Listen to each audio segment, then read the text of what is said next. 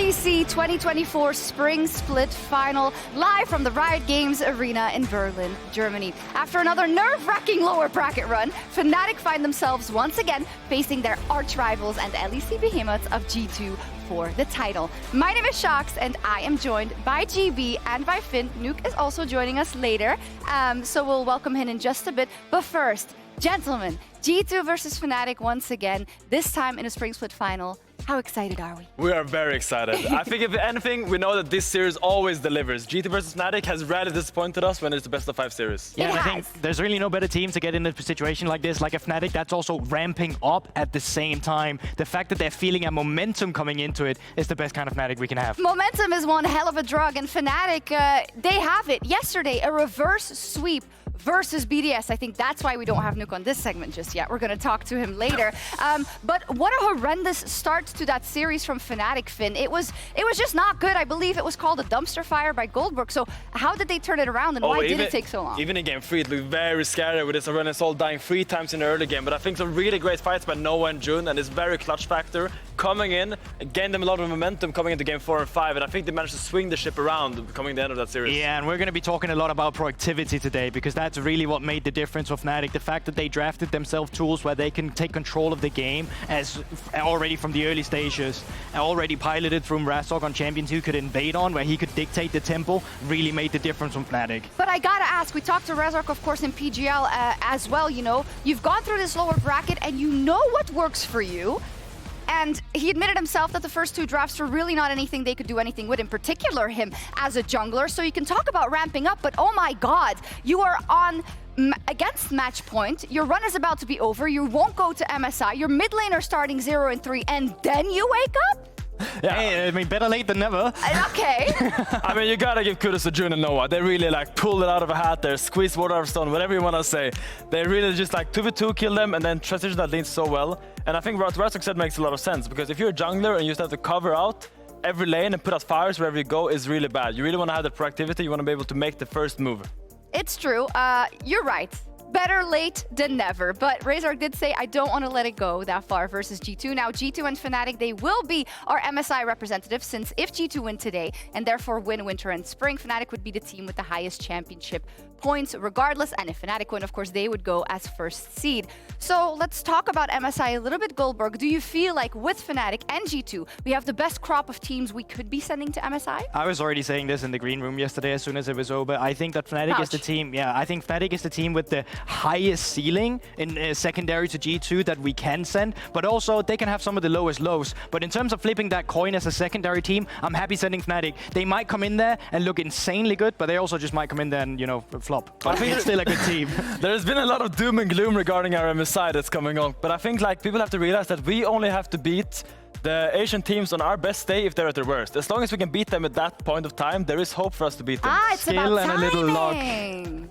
Okay, well, there are, of course, a couple of representatives from around the world that we already know are going to MSI. We, of course, saw the conclusion of the LCK final this morning. You know, it's shaping up to be a very nice field of teams, I think, in terms of MSI, with also the new rules in terms of you can't do a team kill that early on, which is what we saw last year as well. I mean, I'm definitely very excited, and I have some trepidation and some nervousness about our teams particularly. No need to. Did you not see my segment yesterday? It's looking really good for us. It's been on repeat. Yeah, and I mean, even some people are like, oh, can we beat NA and all of that? Listen, Team Liquid sending a guy who's famous for now trash talking, right? But this guy has never played UVS solo queue, okay? We are fine in this regard. We are fine in that regard, but I think as Europe, you know, maybe I'm hanging on to the past, I know I am, but we should be looking to beat those LCK teams, those LPL teams, and, you know, time will tell. What's showing me now in this meta is that the teams with the strongest solo laners seems to be doing the best across the world. We see BLG with Knight and Bin, and we see G2 with Caps and Broken Blade. I think wherever the team has strong solo laners, they seem to be successful right now. So I think that's going to be the clutch factor for now coming into the MSI. Hopium, it's being huffed already, but the play-in draw show that will be held on April 20th after the conclusion of the LPL Spring Final. Now, it wouldn't be a finals if we didn't have a quiz. So we're gonna play a G2 versus Fnatic quiz. You, of course, are very free in chat to play along. First one is, which champion is... Whoa, question 1. Sorry. How often have G2 and Fnatic faced off in LEC Finals, excluding today? 3 times, 4 times, 5 times, or 6 times?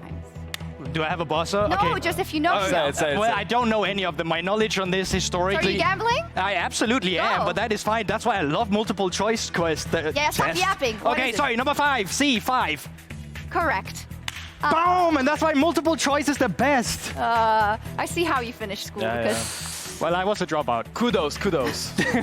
Question number 2. When was the last time Fnatic beat G2 in an LEC 2018. final? 2018? Correct. It was in Copenhagen. It was, and Brox actually won in front of his home crowd. I was there as a crowd. I was clapping. were there? I was there.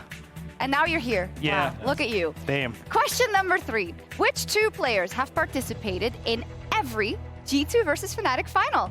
Wait, since the LEC... Oh, yeah, true. Okay, wait. One of them had to be Caps because he was there on both Caps and ends. Wunder, I think. Correct. Yeah. No, I was speaking out loud. I should Yeah, just why are say you it. What the thinking out hell? loud? What's the tally, actually? I think it's 2-1 for Finn. It is 2-1 to Finn Currently. right now. Question number 4. How many LEC titles do G2 and Fnatic have combined? 17, 20, 22, or 25? Should be 20, I think. I think... 20? Okay, Yeah. I'm going to say 22 then. 20, correct. 3-1 for I wanted Finn. to say 20 as well, No, but but you I was took it faster. first. It's all about Exactly. speed, It's all baby. about It's all about tempo. speed. Tempo. Gentlemen. Sorry. Double or nothing? Oh, yeah, hell Double or yeah. nothing, of course. Okay, question betting number man. 5. Which champion is the most picked in G2 versus Fnatic LEC finals? On. Syndrome? I'm saying Braum. I'm saying Braum. On. Ornn. GB wins the whole thing. Boom! That's how we do it. Another losing bet for you, my friend. Does it hurt? half Does it to hurt defeat. more or less of being knocked out of the LEC? Less, don't worry. Less. This was Yeah, I'm not that level Okay, yet. That's cool. fine. Thank you. I think we're really warmed up for the entertainment portion of the day. But last week, G2 did bring back lane swaps in their series versus BDS, and Aragon is breaking it all down in the latest edition of LEC Playbook. In their series to qualify to the Spring Split Finals, G2 came out with a unique strategy, bringing back lane swaps. This was something that we saw used by NIP over in the LPL, who pulled it off against FPX a few days before the LEC series.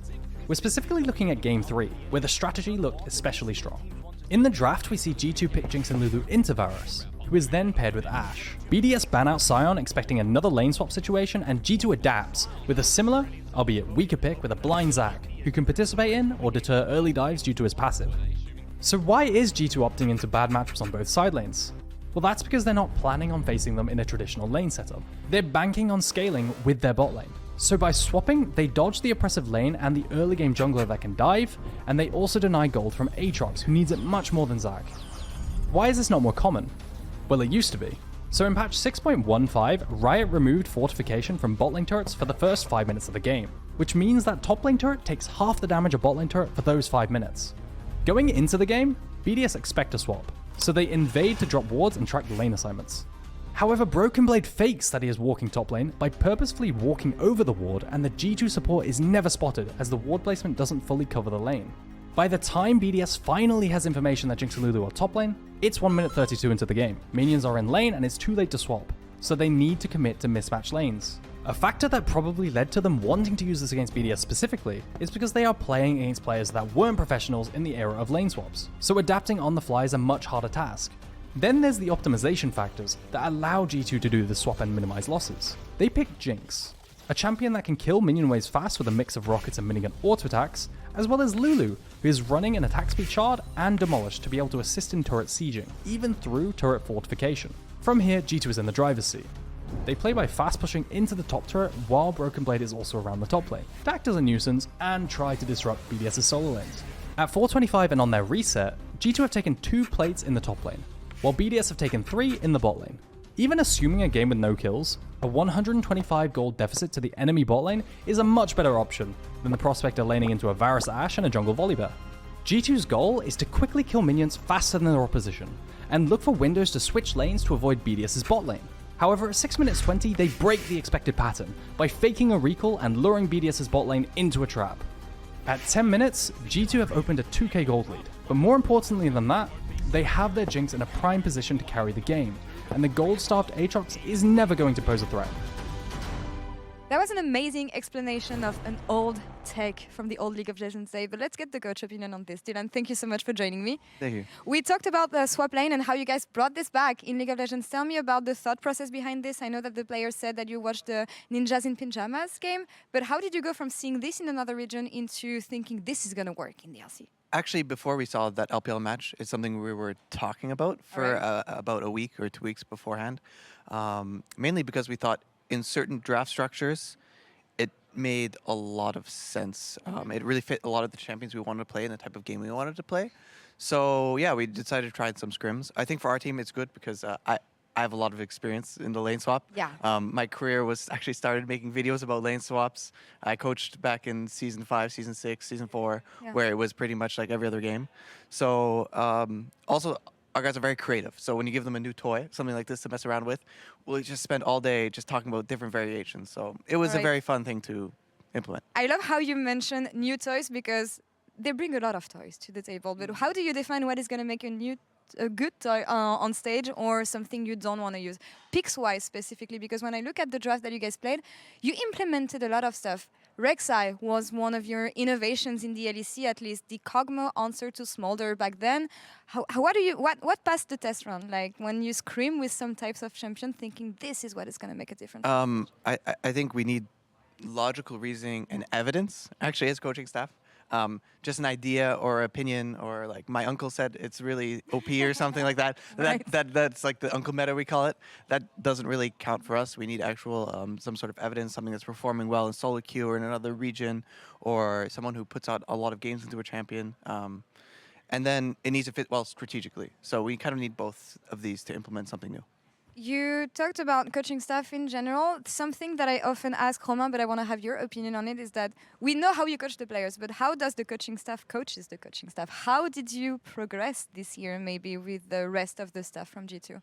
I think the big change this year is having Duffman on board, and he helps us kind of do our roles a lot. He's very involved in very specific macro things. As for how we keep each other accountable, just communication. We're big on meetings and talks and a lot of just like setting goals and inspiring each other to become better. And when you're around a group of really try hard and positive people, it's pretty easy. This is not your first rodeo. This is not your first final here with G2, but for me, it's both amazing and dangerous at the same time because you can get used to it. How do you guys keep each other in check and stay motivated to, have the final you deserve and want to have and not get complacent maybe with the fact that you're used to it? Our motto is to not leave anything to chance. That's the way we try and talk about it. And we try and embody that mindset in our practice. We try to treat every final as if it's as important as the first that we won. And I think we've done a good job thus far. That being said, I think Fnatic, they were really clutch yesterday. So I'm hoping it's a banger. Anything special we can expect today? I can't say, but we have some tricks up our sleeve for sure. I hope we can see them. Thank you so much, Dylan. Thank you. Shox, over to you. Thank you so much. I love it, leaving it all on the Rift, making sure that you never have any regrets when you step off. I want to welcome a very special guest to the desk, Nuke from BDS. Thank you for joining us. I'm really thankful for this. I know, obviously, after yesterday, it's probably the last thing you want to think about, but we really appreciate it, and I know that the fans are going to love listening to you. Yeah, I mean, it's pain, right? But hey, it's the LEC final, nothing against G2, so let's hope for a good League of Legends. Exactly. Let's hope for a banger final. And we want to go lane by lane because we have so much to talk about. Before we get super deep into the mid lane specifically, though, I want to break it out and talk about Caps particularly because, you know, Caps, the greatest in Europe, or the greatest that Europe has ever seen. I'm just going to go out and say it. I don't think it's a controversial opinion. Who's had his ups and downs, though. So, Nuke, I'd love to know from you as a competitor, how do you feel he's been on the Rift this year so far? I mean, yeah, this year, Caps is the type of player, he'll try to skill check you, right? He'll try to get lead over you, and you have to answer it. And you have to really, like, pursue how he thinks about the game, and you just have to play against him. And I think it's very impressive considering where he came from last year as well. I mean, it's really easy just to fall into the same old routine of like, yeah, Caps is good in the game, but he wasn't last year. Specifically doing Spring and ramping up towards MSI. That MSI tournament was a horror for him. So the fact that he's actually managed to pull himself together, have that mental reset, come into this season and just be the best in Europe once again is incredibly impressive. I mean, it is impressive. He's been at the top now for like 7 years. He debuted in 2017. That's 7 years ago. And What? yeah, he's constantly reinventing himself and finding new ways to push himself and to be better and to bounce back from such a such an off year. Like you have ebbs and flows naturally as a player, but to bounce back is very impressive. I would say. I'd hate to quote the famous monologue, so I won't, but it is really about getting back up, and when it's not going all your way, making sure that you can play back to your peak and not giving up. So Nuke, I'd love to know from you a bit more kind of specific why he's been, you think, so good and what aspects of the game he has excelled in. I think the main thing he do really well in the game is how he plays with like the side lane wave state and the fog, because a lot of times he make you think he will make a play into a side, but suddenly you see him ganking bots and you didn't call your bot lane to back up. So yeah, all this type of like mental play, this is what he's like really good He's at. like in your head. Yeah, exactly. Also, when he pushes out a wave and you think he's like camping for you, but he already based and is like already opening on the other side, and you're like, oh, you're getting like so annoyed because you actually don't want to know where he is. Yeah, and it's so interesting, right? Because we often see this argument that you can put Caps in any team and they'll probably be a good championship roster, and it is because of reasons like this that argument is there, because he's not himself just the best mid laner. He's also the best at making his teammates the best possible version of themselves. Absolutely so. So we'll see how hard he's going to peak and how he's going to play at MSI. But first, he has to play this final. And he's up first as Humanoid. So I'd love to call up the graphic that we made where we have the lane by lane so I can hear from my analyst exactly where they put everyone. So let's start with Caps versus Humanoid. Finn, Humanoid usually a beast when it comes to the important matches. I mean, it took yesterday 2 games and being down, 3 kills on Aurelion Sol before he started playing, but he did. Yeah, I mean, I think right now Humanoid is like not really finding the lane success he did in the past. I think when I think of peak Humanoid, I think like Victor, Orianna, full lane oppression, just getting a lead in lane and then being a beast in team fights. I think right now the meta doesn't really suit that. The Azir not really being a strong laner kind of holds him back, so there's more of this Taliyah Aris happening, and I think maybe that's why he's not finding the same success as he did before. Yeah, I mean, Humanoid in the past, right? This matchup he was like really good micro-wise in lane and he was taking advantage out of you, but and now even though like on this matchup he's not as like sharp as before, and we'll see today if he can like manage to. But I think it's so important that Humanoid manages to find a good game. I think he was kind of bailed out by his bot lane a little bit in the series yesterday, but normally when we talk about Fnatic, we want to see a mid laner that enables Razork. We want to see a mid laner that has agency in the early game, that takes that elsewhere on the map and leaves his mark on the game. And we haven't always been able to see that, or it's been very inconsistent lately from Humanoid. And it's a bit disappointing because he had such a good start to the split. He did. So where do you want to put him in this matchup? We have it behind us. I mean, I know where I'm putting myself immediately. I think he's just straight up the best. That's like all the way to I mean, he is straight up the best mid laner in Europe right now. I think I would be inclined to agree. So we need to, it's the context of this matchup, right? So what you're saying is that Humanoid's not going to get a single kill. He's going to get solo killed 17 times. That's what you're saying. Okay, I'm just making sure. No, okay, I wouldn't go that far. I would say a little bit to the right of GP's first phase there. I think Humanoid still has shown in the past that he's one of the few mid laners that can actually match Caps at his best. So I would say I would give him the benefit of the doubt. Nuke? Yeah, like you said, if it's at his best, right? But I don't think he is, so I would put the face a little bit even more, I think. Like next to Cap's face, to the right. Okay, like here? Yeah. Okay. I think if he doesn't like show up today, Caps will just take over. I like it also because Nuke really wants to be, you know, on the same height as Cap, so he is on the graphic. Yike versus Razork, the jungle matchup.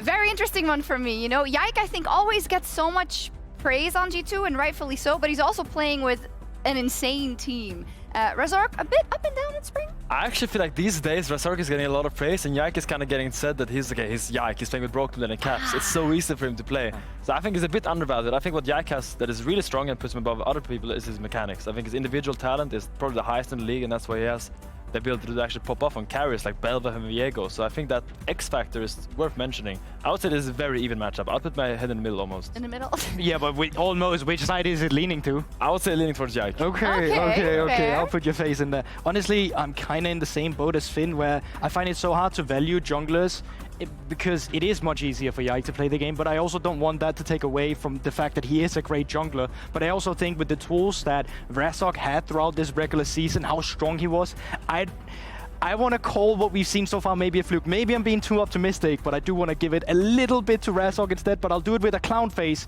to make it better.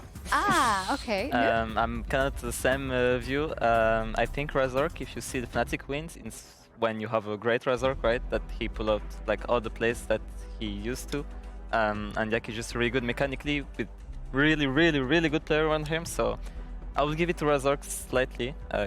Kind of the same spot as the clown. And yeah. I get it. He has more responsibility in terms of getting Fnatic forward and making sure they get the wins, meaning he's going to be absolutely pivotal today. Let's talk about the top lane as well. Now, whenever we have seen this matchup, it's not gone that well for Oscar. So I mean, Oscar had one really good Cassandra game against Broken Blade. yes, that's one. Yeah. So am I putting your face No, on no, Oscar? Oh, then please elaborate. I think Broken Blade is probably the best top lane in terms of map movement we have in the league. I think he's very smart at how he uses his lead and how he influences the map. I think Oscar right now, he's become kind of a tank merchant. He plays the Rek'Sai, Cassandra, Zac, and he's actually had some pretty good performances, but I do think like whenever these guys play, Broken Blade gets the best of him.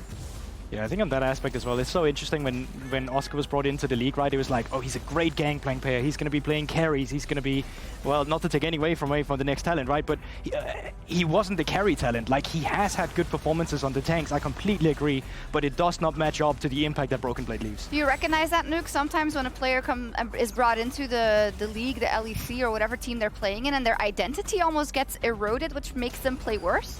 I mean, as a rookie, when you come to the LEC, right, you have your own playstyle. Like, if I'm thinking about mid lanes, like all the assassin, right? You're just a kid. You're trying to show stuff, but then it comes to the big stage. You have to settle and just play mage, play good macro, play good laning phase. So you kind of shift away from like your own personality. So I think it's a similar story right here for Oscar, but the thing is that you do have to master everything. Finn, I'm starting with you. Where am I putting you? Very far left. Very far left. By the R. By the Can we put it like on the graphic almost? there we are. That's Nuke, perfect, I gotta ask, where are we? I would not go that far, to be honest. I like map movement. I totally agree. He will get, I think, gapped on this aspect, but I think maybe Oscarinian can do something in lane, so put it more to the right. Like okay, like middle of the Broken Blade graphic here? Middle. Should we make like an alternative one if it's lane swaps? Or? We'll pit the top laners against the bot laners. I think I find myself comfortable in between you guys as well. Like, I do agree on all the aspects. I wonder if we're going to see a different... We might, actually, when we go into the bot lane. Do you want to look at them as a whole, or do you want to break it out into 80 seasons? I think we should break it out individually. Okay. Because I want to talk about Jun. All right. I want to talk about Jun because I think right now Jun is having a monster split and especially a monster playoffs. I think he's been very clutch in this lower bracket run that Fnatic is kind of conjuring right now. And I think he's been pulling out so many important wins for Fnatic just from either lanes or in great engages in the mid game. And on the other hand, I think Mickey has had kind of a sleeper playoff so far. I think really a lot of the heavy lifting in G2 has been from the solo lanes, G2, Caps and Broken Blade. So I would kind of lean towards Jun right now. I think what really separates these two supports is the fact that when Mickey is good, he's so good because of how well he's integrated in G2 and how well his flow is being dictated with the rest of his teammates. Whereas Jun, he kind of pulls that rabbit out of the hat and makes things work that just shouldn't work. He has that X factor in laning phase. At least that's what we saw yesterday as well. So I think in terms of recent performance, yeah, Mickey on the Nautilus had some stinkers, right? And Jun has looked better. Okay. I mean, I totally agree.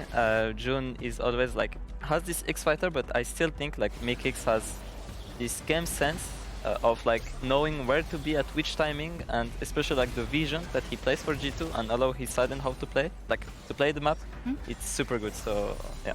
So it's a difference right now between Mickey, who knows about the state of the game and will help in the ways that you probably won't see as clearly, whereas Jun can be clearly identified, it feels like, as sometimes an X-Factor because he'll go for the hook, like Razork was in PGL yesterday. He says, I don't know what he's doing. He has an aimbot when he plays Nautilus or Blitz, and he always finds those engages for us, or those isolations of the players, rather. So is this the one where it's going convincingly I mean, Fnatic if you, side? I don't know. If you look at the complete picture, yeah, I agree with Mickey being better. But if I look at just the laning phase, isolated laning phase, I think Jun has had better performances in the laning phase as well. So I will put myself there. But it's also awkward because we might not see a laning phase between these two. Like I will do this based off recent performance, and I'm throwing it out there. I still think Mickey's the better complete support, but I'm going off laning phase alone. I'm gonna put it. You know towards he's Jun. going for laning phase alone. He's only said it 5 times. I'm doing a little bit towards the right of you, just so I can humble Mickey a little bit, so he doesn't get too far ahead of himself. It's funny actually in our meetings, Finn, you know, we were doing a prep and he didn't want to flame anyone.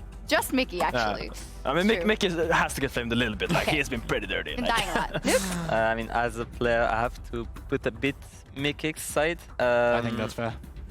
Just a bit to the left, just a bit. Okay, well, I mean, we'll make it look like you're a big supporter. It's there also you go. about the impact that Nuke's describing is really important in big finals like this. Finally, then, the ADC, the marksman, where are we going to give it to? Hansama or Noah? I'm gonna give it to Hansama, just because he's drawing 2 bans every single game, it feels like. He's always drawing these Kalista and Draven bans, and I think that is just such a boon for draft. Like, I think he's giving them so much space for G2 to work in a draft, and I think that he's good on the other picks as well. So you're saying it's about more what he offers to the team for draft, but not about his playing game? Yeah. Okay. I'm gonna give it to Hansama. That's an aspect too, I guess. Yeah? No, honestly, I'm just going to make it quick and short. I'm going to be completely recency biased and going to be like, yo, you know what? I actually really liked what we saw from the side of Noah. He got a pentakill. Surely that's good. 2v2 performance. Boom. Let's just put it over there and give Fnatic an advantage in bot lane today. I mean, my AD is Ice, right? And there's a rivalry with Noah, so I can't put Noah, just by respect. Pure bias, I like it. I'm not biased. I'll just put in the middle, and good luck today. Okay. Okay, I'll put you right in the middle then. There we go. Thank you all for that. Now we know where the battle lines rather are drawn in terms of this one. We'll see how it plays out. But as we get closer to that opening ceremony, I want to talk a little bit about the history of G2 and Fnatic. Now, G2 have repeatedly gotten the best of them. There was once upon a time where this was kind of the standard in Europe. We got a G2 Fnatic final and it was the best Europe had to offer, rather. Lately though, Finn, it's been all G2 all the time. Yeah, I mean, it was really that 2018 win in Copenhagen that was the last time Fnatic actually contested G2. There was also 2019 ones, but I think Fnatic really has been the underdogs lately, and I think they really, for the sake of our region, I would love to see 5 games, so just them pushing G2 a little bit more, because I feel like right now G2 is just sitting on this high throne and just looking down at everyone else. Yeah, I mean, I completely agree. Fnatic hasn't won since they had Caps, right? And ever since that Caps went over to G2, they've never won again. I think historically, this matchup is mega hype. We've seen it so often. There's a reason why we have to see it again.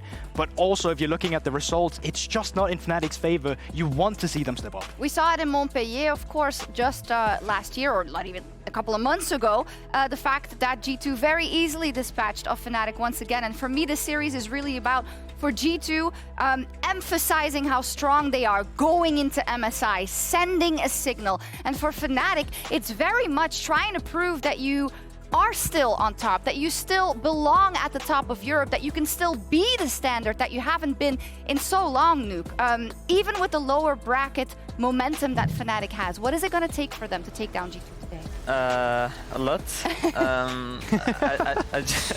I just hope G2 is going to get to their, like, I just hope they will fight as much as they can, Fnatic, to actually make G2 stress and not have like this final of just like classic stomp. Getting rolled over, no, we hate I would that. love to see a high season early game in draft from Fnatic. Like, I really think you gotta bring it to G2 in the early game. I want to see like Volibears, I want to see Talias, I want to see Dravens. Maybe not Draven, but anything that can actually contest them in the early game would be great. I completely agree, but that was something that they had a rough time with yesterday. Razork didn't, or not yesterday, but last time they played against G2, Razork essentially didn't get to play the game. He got invaded again and again and again, and he could not leave that impact. So I have to agree with your point as well, Finn. But from a Fnatic perspective, I think it's really healthy that they struggled as much as they did against BDS. Had a reality check mid-series. 3 games in a row, you could not have better momentum going into it. They are an emotional team, and surely emotions are running high after that. They are. Hopefully they can get him in check. And I get your predictions, Goldborg.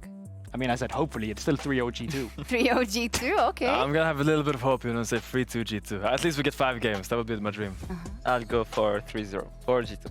3-0 for G2. My analyst desk, again, all for G2, which always happens when I have them. Yesterday, though, a few of my analysts were definitely incorrect at times. But it is, as I said, a battle of Fnatic to prove again that they that they have to be at that top, that they have to set the standard in Europe, and they haven't been able to do that in several years. And now, for the 6th time, G2 Esports and Fnatic will take to the stage for the LEC title. The two best organizations in our league have fought countless battles, but today only one will blossom as the Spring Split champion. It is time for the opening ceremony.